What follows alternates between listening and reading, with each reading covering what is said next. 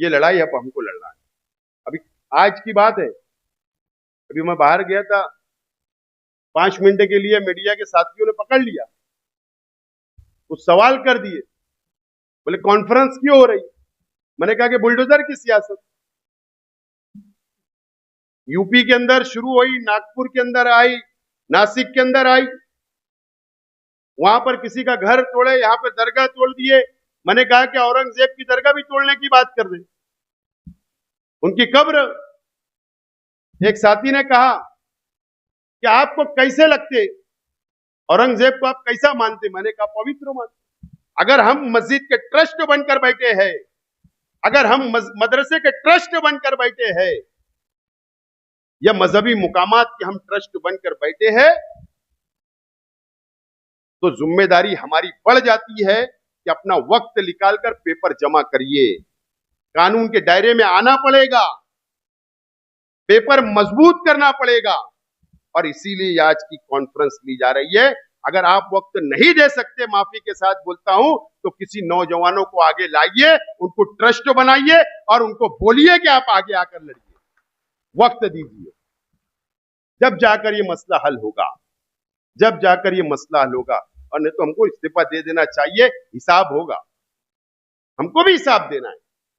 अल्लाह ना करे कि बुलडोजर की सियासत। ये नाम जो है महाराष्ट्र के मुसलमानों की नुमाइंदगी के हवाले से सूरज की किरणों की तरह महाराष्ट्र में फैल रहा है।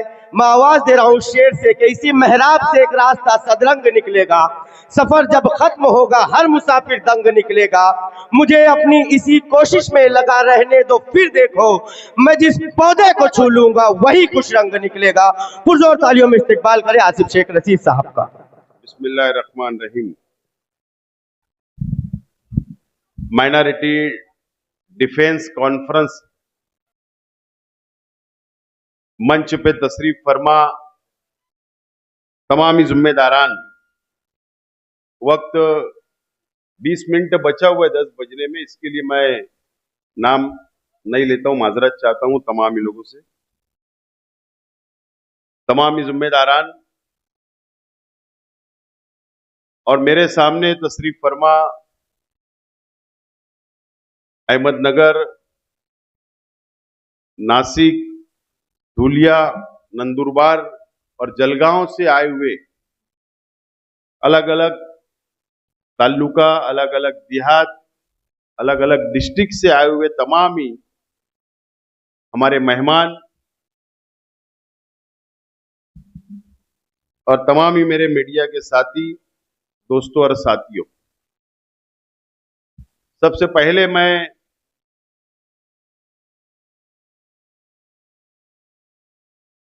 आज की कॉन्फ्रेंस में 4 बजे से मुसलसल जो हमारे स्पीकर है, अलग अलग टॉपिक पर, अलग अलग मसाइल के ऊपर अपना वक्त दिया, आपको मुकम्मल मालूमात दी और अपना वक्त निकालकर पूना, मुंबई, औरंगाबाद, जलगांव, अहमदनगर, तमामी अलग अलग इलाकों से यहां पर आए, अपना वक्त दिया। मैं आप तमामी लोगों का बहुत बहुत शुक्रिया अदा करता हूं। और तमाम मेरे सामने मौजूद जो 5 जिले से आप लोग आए, अपना वक्त, अपना माल लगाकर आप लोग यहां पर आए और मुसलसल 6 घंटे से आप लोग यहां पर बैठे हैं। मैं माइनॉरिटी डिफेंस कमेटी की जानिब से, अहलियान मालेगांव शहर की जानिब से आप लोगों का शुक्रिया अदा करता हूं। और माइनॉरिटी डिफेंस कमेटी के तमामी हमारे अराकीन जो तकरीबन 1.5 महीने से इस कॉन्फ्रेंस को कामयाब बनाने के लिए मेहनत की, जद्दोजहद की और दावतनामा लेकर अलग अलग जिले में गए, अलग अलग ताल्लुके में गए, अलग अलग देहात में गए और मेहनत की, मैं उन तमामी साथियों का भी बहुत बहुत शुक्रिया अदा करता हूं। दोस्तों और साथियों, तमाम ही मुकर्रिर हजरात ने आपको मुकम्मल और तफसील बात आपके सामने रखी है, मैं उसको रिपीट नहीं करना चाहूंगा। लेकिन आप लोगों को मुबारकबाद देता हूं कि आप लोग, हमको नहीं लगता था, मुझको 5 बजे तक भी नहीं लग रहा था कि कॉन्फ्रेंस कामयाब होगी। आप लोग इतने बेदार हो गए, लेकिन अल्लाह का करम है, आप लोग जो बेदार हुए हैं, आपको वक्फ बोर्ड का जो बिल आया है, काला कानून आया है, आप उसको समझ चुके हैं, इसलिए आप बेदार हैं, आपको फिक्र है।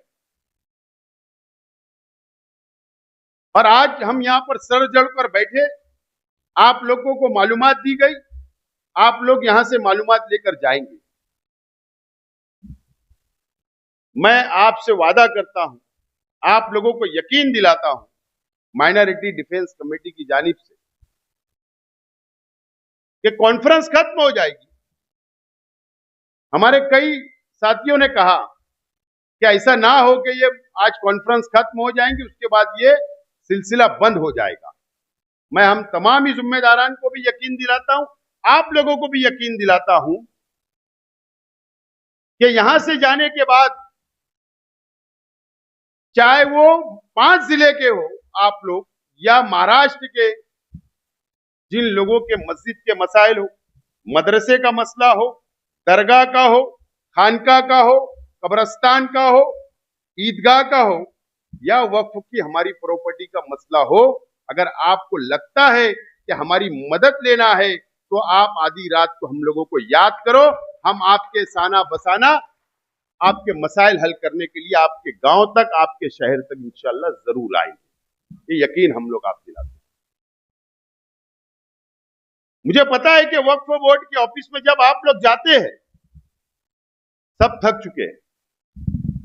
कई यहां पर बैठे कई साथी होंगे, सिर्फ वहां जाना है, तारीख लेना है, आना है, कोई काम वहां पर नहीं होता।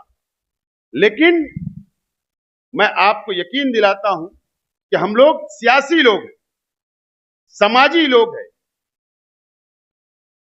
और आप लोगों जो काम आप नहीं ले सकते हो, वो काम हम बहुत अच्छी तरीके से ले सकते हैं।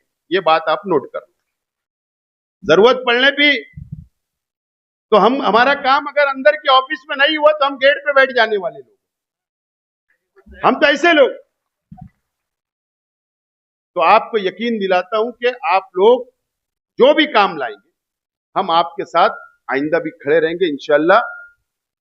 आप लोगों का साथ रहा तो हम लोग ये लड़ाई को आगे तक इंशाअल्लाह लड़ते रहेंगे आप लोगों के लिए, इस बात का मैं यकीन दिलाता हूं। आज मुझको ये मंच मिला, मुझे कुछ चंद बातें बोलना है। आज मैं यहां कोई सियासी हैसियत से नहीं खड़ा हुआ, यहां अलग अलग पार्टियों को, अलग अलग विचारधारा को मानने वाले लोग भी मौजूद हैं। लेकिन मैं एक एमएलए रह चुका हूं 5 साल, मेरा अपना तजुर्बा मैं आपके सामने रखना चाहता हूं। मैं 2014 से 2019 तक मैं एमएलए था। उस वक्त भी बीजेपी की सरकार थी, और उस वक्त भी मुसलमानों के मसाइल असेंबली के अंदर उठाने का काम मैंने किया। यह महाराष्ट्र जानता है, मेरा शहर जानता है। और उस वक्त की मैं बात बोल रहा हूं कि वक्फ के ताल्लुक से मैंने असेंबली के अंदर सवाल रिकॉर्ड पर मौजूद है। उस वक्त एकनाथ खड़से साहब माइनॉरिटी के मिनिस्टर थे, बीजेपी की हुकूमत थी। कोई भी मुस्लिम एमएलए, कोई भी मुस्लिम मिनिस्टर उस सरकार में नहीं था। उस वक्त मैंने सवाल किया कि महाराष्ट्र के अंदर वक्फ की कितनी प्रॉपर्टी है, कितने एकड़ है। जवाब आया था और एकनाथ खड़से साहब ने असेंबली हाउस के अंदर खड़े रहकर कहा था कि महाराष्ट्र के अंदर तकरीबन अंदाज 1 लाख एकड़ मुसलमानों की है, वक्फ की प्रॉपर्टी है और वो मुसलमानों की प्रॉपर्टी है। ये जवाब माइनॉरिटी मिनिस्टर का उस वक्त था। दूसरा सवाल मेरा था कि अतिक्रमण कितने पे हुआ है, तो दूसरा सवाल का जवाब यह था कि 70,000 एकड़ जमीन के ऊपर अतिक्रमण है इस महाराष्ट्र के अंदर। ये रिकॉर्ड की मैं बात बोल रहा हूं, जो महाराष्ट्र के असेंबली के रिकॉर्ड पर मौजूद है। उसके बाद हमने बहस हुई, हमने कहा ये अतिक्रमण कब निकलेगा। उन्होंने कहा कि हम एक वक्फ बोर्ड को फंड देंगे, अधिकारी देंगे, अतिक्रमण निकालेंगे। बातें तो बहुत होती है लेकिन उस पर अमल नहीं होता, उस पर अमल नहीं होता। माफ करना, मैं कुछ बातें बोलूंगा, हो सकता है किसी को बुरा लगे तो मैं माफी चाहता हूं, लेकिन सच्चाई है कि पिछले 5 साल जो हुकूमत थी, अलग अलग पार्टियों ने हुकूमतें की, मैंने महाराष्ट्र वक्फ बोर्ड ऑफिस के अंदर माहिती अधिकार लगाया, मैंने खुद। और बाबा सिद्दीकी साहब, अल्लाह उनको जन्नत नसीब करे, उन्होंने भी आदमी लगाकर लगाया। हमारी बातचीत हुई मुंबई में और हमने सवाल पूछा, माहिती अधिकार लगाया कि इन 5 सालों के अंदर महाराष्ट्र वक्फ बोर्ड ने कितने ठहराव मंजूर किए, कितनी तजवीज मंजूर किए, कितनी जमीनें छोड़ी है और कितनी जमीनें नहीं छोड़ी है। आज तक कोई जवाब नहीं, आज तक माहिती अधिकार का जवाब नहीं आता। लेकिन मुंबई के एक बड़े उद्योगपति को, मशहूर उद्योगपति को जमीन छोड़ दी जाती है, ऐसी तजवीज पास कर दी जाती है। सवाल यह है, कायदा तो अभी बना, मरकजी हुकूमत ने कानून तो अभी बनाई, लेकिन उस वक्त वक्फ बोर्ड था, कायदा नहीं बना था। मिनिस्टर मुसलमान, वक्फ बोर्ड चेयरमैन मुसलमान, वक्फ बोर्ड सीओ मुसलमान, वक्फ बोर्ड के तमाम ही मेंबरान मुसलमान, एमपी भी मुसलमान मेंबरान रहते हैं, एमएलए भी रहते हैं और अलग अलग कैटेगरी के भी, कोई हिंदू नहीं। फिर क्या वजह है कि उस वक्त भी एक उद्योगपति को करोड़ों की जमीन छोड़ दी गई मुसलमानों की, और ना जाने महाराष्ट्र के अंदर ऐसी कितनी जमीनें तजवीज पास करके छोड़ दी गई, कोई सवाल करने वाला नहीं है। और अगर कोई सवाल करता भी है, मालूमात मांगता भी है, तो उसको जवाब नहीं मिलता। मैं आज कुछ देर के लिए, मैं सियासी नहीं हूं, बहैसियत एक मुसलमान, आप भी सोचिए कि हर पार्टी उस वक्त की बॉडी में, महाराष्ट्र की ऐसी कोई भी पार्टी बची हुई नहीं थी जिनका वक्फ बोर्ड के अंदर मेंबर नहीं था। वक्फ बोर्ड के अंदर मेंबर नहीं था, ऐसा नहीं था। हर पार्टी के मेंबर, हर पार्टी के चेयरमैन, अपोजिशन का भी और रोलिंग का भी, एक हम्माम में सब नंगे थे। उसके बावजूद भी तजवीज पास हो जाती और मुसलमानों को धोखा मिलता। और ठीक है, स्टेज लगते तो अलग अलग बातें होती, दुआई दी जाती मुसलमानों की, एक अलग बात है, लेकिन मुसलमानों को धोखे में रखा जाता है। मैं सिर्फ आपको ये बैकग्राउंड समझाने की कोशिश कर रहा हूं कि हमको धोखे में नहीं आना है। अब तो कायदा बदल गया, कायदा बदल गया। आज हम यहां सर जोड़कर बैठे किसके लिए? इसीलिए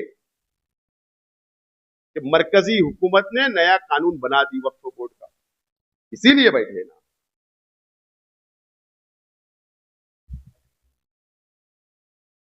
अब हमको, अगर हम बेदार नहीं हुए, मैं एक साफ तौर पर बोलना चाहूंगा, हो सकता थोड़ी कड़वी हो, एक बाबरी मस्जिद को शहीद करने के लिए कई दिन की तहरीक थी, कई दिन की तहरीक थी। एक बाबरी मस्जिद के ऊपर कई बरसों तक सियासत की गई, हिंदू मुसलमान को लड़ाया गया, लेकिन फिरका परस्त तंजीमों ने, फिरका परस्त पार्टियों ने बाबरी मस्जिद को शहीद कर दिया। आज हमको गम है, आज भी गम है, आज भी दुख है। ये कायदा जो आया है, ये कानून जो आया वक्फ बोर्ड का, कुछ बातें मैं खुलकर नहीं बोलना चाहता हूं, स्क्रीन के ऊपर जो आपको बताया गया वो बात को आपको नोट करना है, नोट। मैं बार बार बोलता हूं कि हम सियासी भी है, वर्कर है, समाजी कार्यकर्ता है, हमको समझता है कि कॉरपोरेशन में क्या चलता है, कैसे मंजूरी ली जाती है। आज मैं जिम्मेदारी से बोलता हूं कि यहां बैठे हुए पूरे महाराष्ट्र के अंदर, पूरे मुल्कों के अंदर हम लोग पेपर के अंदर बहुत कमजोर हैं। मैं ढके छुपे अंदाज में बोल रहा हूं। पेपर हमको तैयार करना है, उसके लिए मेहनत करना है। अगर हम मस्जिद के ट्रस्ट बनकर बैठे हैं, अगर हम मदरसे के ट्रस्ट बनकर बैठे हैं, या मजहबी मुकामात के हम ट्रस्ट बनकर बैठे हैं, तो जिम्मेदारी हमारी बढ़ जाती है कि अपना वक्त निकालकर पेपर जमा करिए। कानून के दायरे में आना पड़ेगा, पेपर मजबूत करना पड़ेगा, और इसीलिए आज की कॉन्फ्रेंस ली जा रही है। अगर आप वक्त नहीं दे सकते, माफी के साथ बोलता हूं, तो किसी नौजवानों को आगे लाइए, उनको ट्रस्ट बनाइए और उनको बोलिए कि आप आगे आकर लड़िए, वक्त दीजिए। जब जाकर ये मसला हल होगा, जब जाकर ये मसला हल होगा। और नहीं तो हमको इस्तीफा दे देना चाहिए, हिसाब होगा, हमको भी हिसाब देना है। अल्लाह ना करे कि बिल्डोजर की सियासत, मौलाना उमरान साहब ने कहा कि यूपी में क्या हुआ, इस महाराष्ट्र के अंदर आ जाए। आज बेदार होने की जरूरत है। यहां से जाने के बाद मीटिंगें लीजिए आप मस्जिद में, मीटिंग लेने के बाद अपने पेपर निकालिए, कहां हम कमजोर है, कहां हमारी जरूरत लग रही, कहां ये हमारे मंच पे बैठे हुए सब माहिर है, इनसे फोन करिए, राब्ता करिए, मालूमात लीजिए। हम वक्त देने के लिए तैयार है, लेकिन अल्लाह के वास्ते हम लोगों को खुशफहमी में नहीं रहना है। हम लोगों को काम करना पड़ेगा, जब जाकर हमारी मस्जिदें बचेगी, हमारा मदरसा बचेगा, हमारी खानकाहें बचेगी, हमारी दरगाहें बचेगी, ईदगाह और कब्रिस्तान बचेगी, और हमारी प्रॉपर्टी बचेगी। जाने दो, बड़ी 100 एकड़ 200 एकड़ जमीन खुली होगी तो ठीक है, वो लड़ाई लड़ेंगे, लेकिन आज हमको ये लड़ाई जरूरी है। आज हमको रोका जाएगा, हर तरीके से रोका जाएगा, बड़ी लड़ाई लड़ना पड़ेगी। और all India Muslim personal law board जैसा बोर्ड हमारे साथ है, मुल्क में अलग अलग दीनी तंजीमें हमारी सरपरस्ती कर रही है। हम तो छोटे से गांव के वर्कर है, जो आज हमने सोचा कि आप लोगों को जोड़े और आप लोगों को सलाह मशवरा करे और कोई रास्ता हम निकाले। सरपरस्त तो बैठे हमारी सरपरस्ती करने के लिए। मैं आपसे गुजारिश करता हूं कि इसके ऊपर आप अमल करें। ये वक्फ बोर्ड की बात हुई। उसके बाद आपके शहर के अंदर फसादात हो, आपके शहर के अंदर लाउड स्पीकर अजान का मामला आता है, सुप्रीम कोर्ट की क्या गाइडलाइन है, कैसे एप्लीकेशन करना है, कैसे म्युनिसिपल काउंसिल, नगर पालिका, महानगर पालिका, नगर परिषद, ग्राम पंचायत, जिला परिषद, पंचायत समिति, लोकल बॉडीज के कैसे परमिशन हासिल करना, टाउन प्लानिंग के कैसे परमिशन हासिल करना। ये बात बिल्कुल सच है जो हमारे आर्किटेक्ट साहब ने कहा कि अगर आप मस्जिद के नाम की फाइल अगर दाखिल करोगे कि हमको बांधकाम परमिशन मस्जिद बनाने के लिए दो, तो वो नहीं मिलने वाला है, नहीं मिलने वाला। 2004 के बाद 4 से लेकर 14 तक एक जीआर निकला होम डिपार्टमेंट में, मस्जिद, मदरसा, ईदगाह या अलग अलग धार्मिक स्थल, अलग अलग समाज के लोगों का अगर परमिशन उस नाम से, मस्जिद मंदिर के नाम से चाहिए तो हुकूमत महाराष्ट्र गृह डिपार्टमेंट की मंजूरी जरूरी है। और उसकी प्रोसीजर इतनी हार्ड है कि गली से लेकर मुंबई तक फाइल दौड़ाना है, कलेक्टर वाया विभागीय आयुक्त, तो बहुत बड़ा प्रोसीजर है। और वो मंजूरी देंगे तो ही नगर पालिका रिटर्न प्रपोजल आएगा और रिटर्न उसके बाद ही मंजूरी मिलेगी। तो अब बताइए, हम आप खुद सोचिए कि नहीं मिल पाएगा तो इसके लिए क्या हिकमत अमली हो सकती, वो भी हम लोगों को सोचना है, समझना है। और आपके शहर के जो भी मसाइल है उसके लिए भी माइनॉरिटी डिफेंस कमेटी को जब भी आप आवाज देंगे, हम सियासत से ऊपर उठकर आप लोगों के काम करने के लिए तैयार हैं। दोस्तों और साथियों,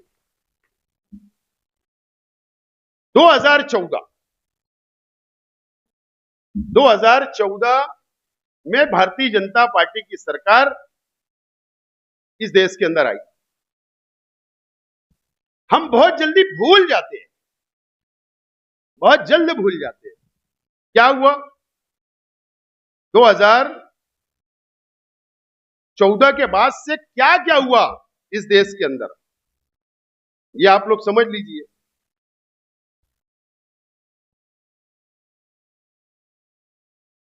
ट्रिपल तलाक का बिल आया,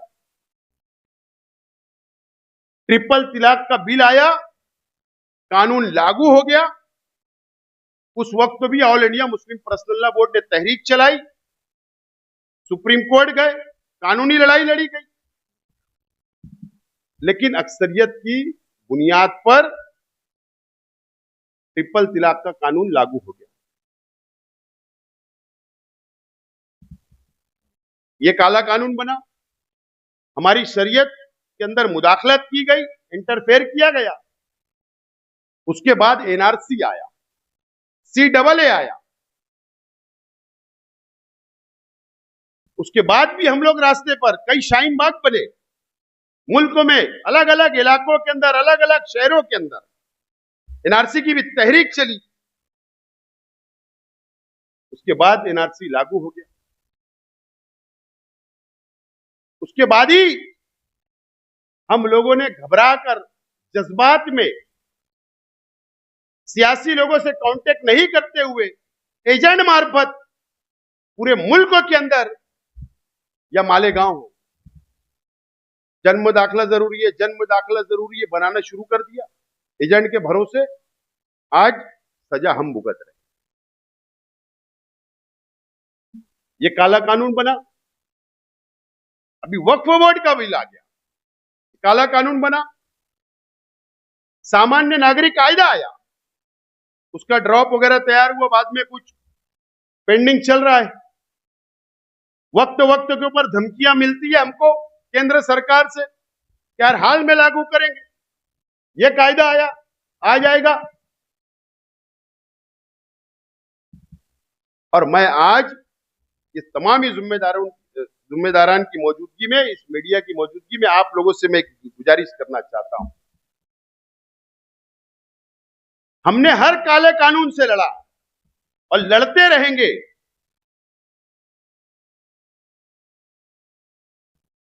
मैं गुजारिश करता हूं कि अगर भारत सरकार अगर जनगणना करा रही है, भारत सरकार ये साल से जनगणना शुरू कर रही है और जातीय न्याय जनगणना कर रही है, मेरी बात नोट करके जाओ, 5 जिले के लोग हैं इसलिए मौका मिला बोल रहा हूं। जातीय न्याय जनगणना करेगी, यानी जो जनगणना अब इस देश के अंदर होगी उसके अंदर एक कॉलम ये भी होगा अपना जात का, अपना मजहब का, ये भी होगा। अब हो सकता है वो जातीय न्याय जनगणना जब होगी तो कौन लोग करते हैं? कौन अपने घर तक आते हैं? या ग्राम पंचायत के लोग आएंगे, या जिला परिषद के लोग आएंगे, या स्कूल के टीचर आएंगे, या गवर्नमेंट के ऑफिसर आएंगे, या कोई एजेंसी के लोग आएंगे। आमतौर पर हमको समझता नहीं कि फॉर्म कैसे भरना। वो आएगा, बैठेगा, कितने आदमी हैं, कितनी औरतें हैं, कितने बच्चे हैं, तुम्हारा धर्म क्या है, तुम्हारा मजहब क्या है, तुम्हारी जात क्या है, सब पूछेगा। आमतौर पर कम पढ़े लिखे लोग 4 का नाम बताएंगे, 2 का नहीं, 1 का नाम बताएंगे, 4 का नहीं, मालूमात कम देंगे। डाटा जब चला जाएगा, और हो सकता है उसके बाद ये नया फितना लाए और उसके बाद फिर एनआरसी लागू करे। इसके लिए आज से बेदार होने की जरूरत है। जब वो जातीय न्याय जनगणना आएगी तो एक बेदारी मुहिम चलाना है, नौजवानों की फौज खड़ा करना है, गांव गांव में, देहात देहात के अंदर, शहर शहर के अंदर, और हमारे मुसलमानों की मदद करना पड़ेगी, मदद। और उसके बाद अगर हमने 100% इसके अंदर कामयाबी हासिल कर लिए, मैं मौलाना उमरान साहब से भी गुजारिश करूंगा कि all India personal law board और अलग अलग दीनी तंजीमें की भी जिम्मेदारान है, वो अपने अपने प्लेटफार्म से पूरे मुल्क के अंदर ये तहरीक अभी से चलाए, और एक टाइम इस देश के अंदर अब ये बात हो ही जाए कि कौन से धर्म के कितने लोग हैं। कम से कम हमको 2 नंबर का शहरी बंद तो कर देंगे बोलना। कम से कम इतना तो होगा, जो 2 नंबर का शहरी हमको साबित करने की कोशिश आज की सरकारें करती है, कम से कम वो बंद हो जाएगा, और कौन कितने करोड़ है इस देश के अंदर ये साबित हो जाएगा, और हमारी भी आंख खुल जाएंगी, हमारी भी सियासी बेदारी आ जाएंगी। हम ये फैसले कर सकते हैं सियासी कि कौन सी हुकूमत को बैठाना है और कौन सी हुकूमत को गिराना है, ये फैसला हम कर सकते हैं। लेकिन उसके लिए अगर शेख आसिफ यह भाषण करके अगर आपको मशवरा दे रहा है तो ऐसा चलेगा नहीं। शेख आसिफ को भी इसकी शुरुआत अपने घर से करना पड़ेगी और खुद निकलना पड़ेगा। जब ये काम होगा, इसकी तैयारी आप आइंदा रखो, ये तैयारी आप लोगों को रखना पड़ेगा। जब जाकर हम हमारी कौम को हम बेदार कर सकते हैं और लड़ सकते हैं। और हम तो मालेगांव शहर के अंदर रहते हैं, रोज एक नई मुसीबत हमारे शहर पर आती है, मुसलमानों पे आती है। हमको तो आदत हो गई है, हमको आदत हो गई है। लेकिन 5 जिला, छोटे छोटे देहात, छोटे छोटे गांव, डरना नहीं है किसी से, मायूस होने की जरूरत नहीं। ये बीजेपी और आरएसएस हमारा कुछ कर नहीं पाएगी, कुछ नहीं कर पाएगी, मैं बोल रहा हूं। फिरका परस्त हुकूमतें भी नहीं कर पाएगी। सिर्फ हमको कानून का सहारा लेकर चलना है।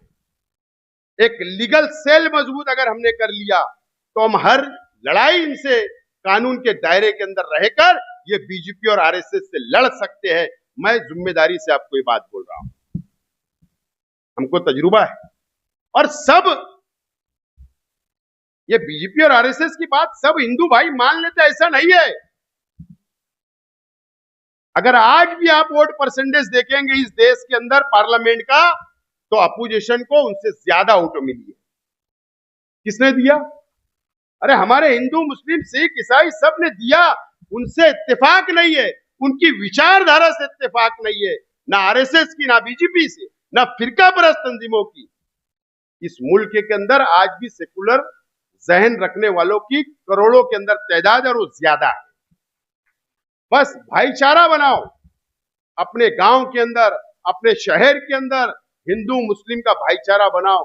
छोटे छोटे प्रोग्राम लो, उनको अपनी खुशी के अंदर शामिल करो, हम उनकी खुशी के अंदर शामिल करो। ये बीजेपी और ये आरएसएस, बस इनके उल्टी गिनती शुरू हो जाएगी, कुछ दिन शुरू हो जाएगी। इस तरीके से हमको ये लड़ाई को लड़ना पड़ेगा, जब जाकर हम लोग कामयाब होंगे। ये लड़ाई अब हमको लड़ना है। अभी आज की बात है, अभी मैं बाहर गया था, 5 मिनट के लिए मीडिया के साथियों ने पकड़ लिया, कुछ सवाल कर दिए, बोले कॉन्फ्रेंस क्यों हो रही। मैंने कहा कि बुलडोजर की सियासत यूपी के अंदर शुरू हुई, नागपुर के अंदर आई, नासिक के अंदर आई, वहां पर किसी का घर तोड़े, यहां पर दरगाह तोड़ दिए। मैंने कहा कि औरंगजेब की दरगाह भी तोड़ने की बात कर दे, उनकी कब्र। एक साथी ने कहा कि आपको कैसे लगते, औरंगजेब को आप कैसा मानते। मैंने कहा पवित्र मानते, नेक आदमी थे। मैं अंदर नहीं आया, मराठी चैनल के ऊपर हेडलाइन शुरू हो गई। आज दोबारा बोल रहा हूं कि जो बयान दिया बाहर, उसके ऊपर आज भी कायम हो। डरने का क्या, जो है वो है,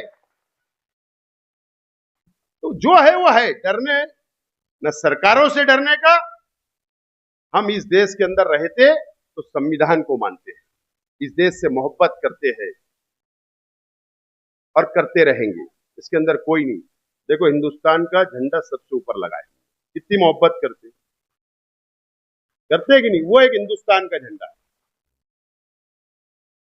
बताओ तो आरएसएस के हेडक्वार्टर पे लगा है क्या? आरएसएस के हेडक्वार्टर पे हिंदुस्तान का झंडा है क्या? नहीं है। तो हम सच्चे हमदर्द, सच्चा मोहब्बत करने वाले इस देश से कोई है तो मुसलमान है। तो किसी से डरना नहीं है। हम आपके साथ है, आप आवाज दो, हम आपके साथ लड़ने के लिए, कानूनी लड़ाई लड़ने के लिए तैयार है। इसीलिए आज की कॉन्फ्रेंस बुलाई गई और ये तमाम ही साथियों ने इतनी नेक हमको मशवरे दिए। आप भूले ना, इनके नंबर ले लो, हमारे नंबर ले लो। हो सकता मैं बिजी इंसान हूं, तो मेरे साथियों का लेकर जाओ। आपके पास जो दावत देने आए थे उनका लेकर जाइए। अब जाकर उनके नंबर वगैरह लीजिए। जब याद करेंगे हम लड़ेंगे, करेंगे। चाहे वक्फ बोर्ड ऑफिस चलना पड़े, ट्रिब्यूनल के अंदर चलना पड़े, या हम लोगों को महसूल कलेक्टर के पास चलना पड़े, या कॉरपोरेशन में चलना पड़े, गवर्नमेंट तक, हर लड़ाई लड़ने के लिए हम आपके साथ हैं। ये लड़ाई सियासत से हटकर एक कौम के लिए, मिल्लत के लिए लड़ना है और इंशाअल्लाह हम लोग लड़ेंगे और जीतेंगे। आप लोग आए, आप लोगों का मैं बहुत बहुत शुक्रिया अदा करता हूं, इस उम्मीद के साथ कि जब भी हम कौम के लिए, मिल्लत के लिए आप लोगों को आवाज देंगे, आप लोग हाजिर है। बहुत बहुत शुक्रिया। खुदा हाफिज। आसिफ साहब अपनी बातों में कह रहे थे कि इसी गली की है खाक से यही खाक अपनी मिलाएंगे, न बुलाए आपके आए हैं, न निकाले आपके जाएंगे।